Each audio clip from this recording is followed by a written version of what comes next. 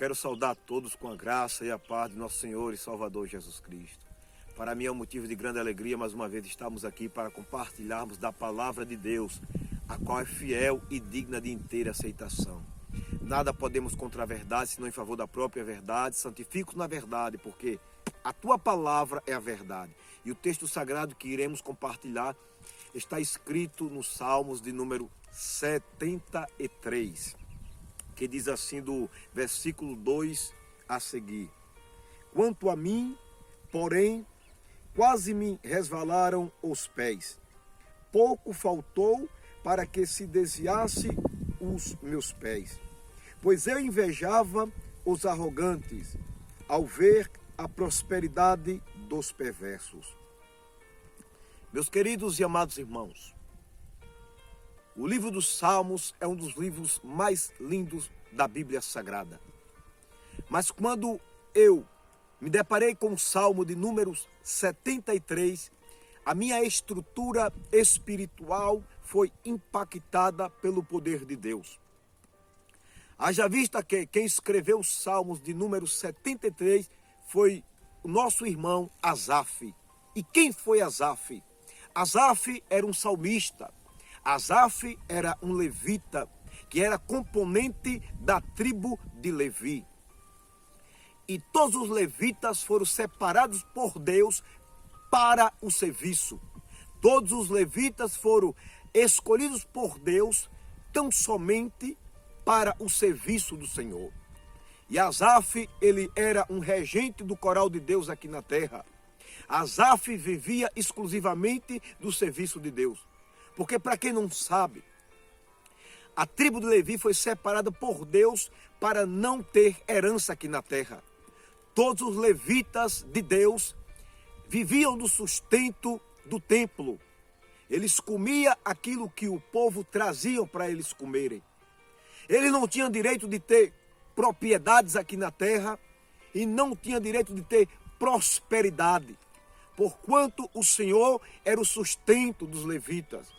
O Senhor alimentava os levitas, o Senhor mantinha os levitas. Ou seja, os levitas era tão somente aquela tribo que Deus preparava o básico para a sobrevivência dos levitas. Os levitas não podiam pensar em ser empresário. Levita foi escolhido tão somente para o serviço do Senhor. E esse homem chamado Asaf, ele tinha muita experiência com Deus. Quantas vezes Asaf estava regendo o coral do Senhor no templo e a glória de Deus descia dentro da congregação e Asaf sentia a presença de Deus de uma maneira diferenciada. Asaf todos os dias via a glória de Deus e sentia a presença de Deus de uma maneira sobrenatural. E quem sabe quando Asaf chegava em casa, ele começava a contar os milagres e as maravilhas que Deus tinha feito no culto, quando ele estava regendo o coral. Mas agora, queridos e amados irmãos, o Asaf, quando ele discorre da sua casa para o templo, para ir adorar o Senhor, para fazer o serviço do Senhor, ele começa agora a contemplar a prosperidade dos ímpios.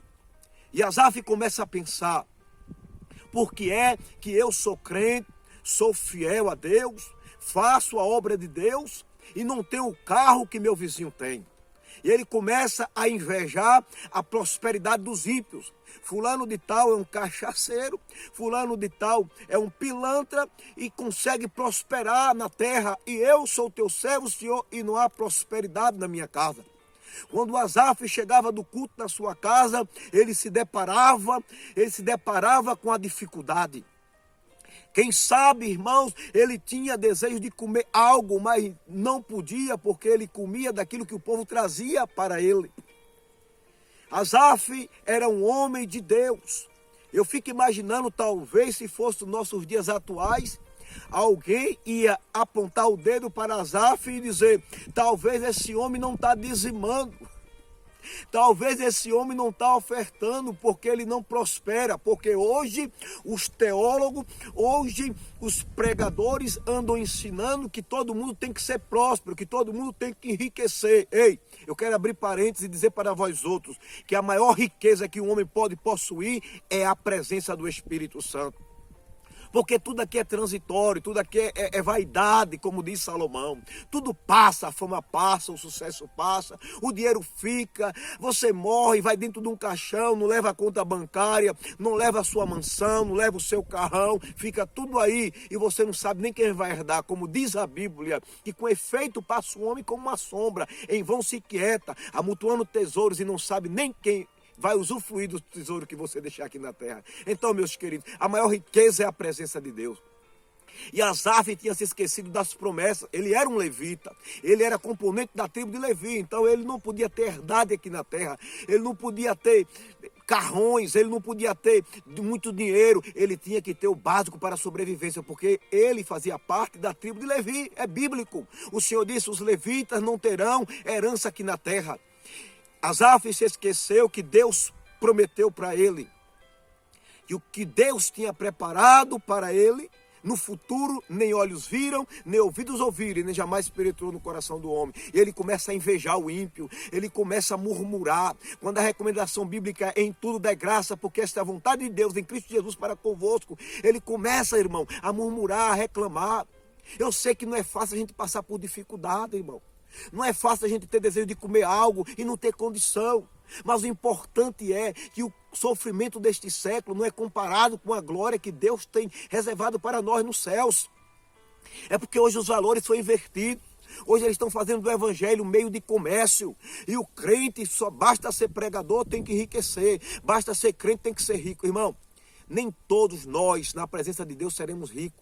E a partir do momento quando Deus resolve enriquecer alguém, é para um propósito, é para abençoar a vida do seu próximo, compartilhar a necessidade dos santos e praticar a hospitalidade. Porque a Bíblia diz que aquele que dá ao pobre não terá falta, mas o que dele esconde os olhos será acumulado de maldição. O que é esconder os olhos do pobre? É você ver a necessidade e não chegar junto. Isso que é esconder os olhos do pobre. A Bíblia diz, irmãos, que o que oprime o pobre insulta aquele que o criou, que é Deus. Mas a este honra que se compadece do necessitado.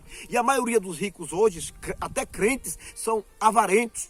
Não abençoa a vida de ninguém. Enquanto mais tem, quer ter mais. Como diz a Bíblia no Eclesiastes, quem ama o dinheiro nunca se farta dele. Quem ama a mudança nunca se farta da renda, sempre quer ter mais, abre uma loja, quer duas, quer três, quer quatro. Daqui a pouco ele está laçado pelo sistema e não tem tempo nem de falar com Deus, não tem tempo nem de orar. E o que adianta o homem ganhar o mundo inteiro e perder a sua salvação? O Asaf estava quase se desviando e ele mesmo disse, quase eu desvio os meus passos do caminho do Senhor. Foi quando o Senhor contempla a angústia no coração do Asaf. O Senhor chama o Asaf no particular, no santuário, e abre os seus olhos espirituais e mostra para Asaf o futuro daqueles que estão prosperando hoje, dos ímpios. E o futuro é a perdição, é o fogo, enxofre. Agora Deus mostra o futuro de Asaf. Asaf, você está passando por dificuldade aqui no céu. Está difícil, mas na eternidade eu vou dar para você aquilo que você nunca teve aqui na terra, a vida eterna, a coroa da vida eterna. Você vai ter a felicidade de estar debaixo da árvore da vida. Você vai ter a felicidade de reencontrar com Abraão, Isaac e Jacó. Então, meu filho, fica na comunhão. Naquele momento, irmão, o Asaf se converte. Porque eu descubro na palavra de Deus que há duas fases na vida de alguém que se denomina cristão. A fase do convencimento e a fase do convertimento. Pedro andou 3 anos e meio lado a lado com Jesus e Cristo foi obrigado a dizer, Pedro, quando tu se converter, fortalece os teus irmãos. Então, há períodos na nossa vida que a gente está convencido e não convertido. Porque o crente convertido é como Paulo, ele aprende a viver feliz em qualquer situação. Paulo disse, tanto você está humilhado, como também ser honrado. De tudo, em toda circunstância, eu tenho experiência, tanto de fartura como de fome, assim também de abundância e escassez. Mas tudo posso naquele que me fortalece. Meus queridos e amados irmãos, é o tempo do fim. Jesus está voltando.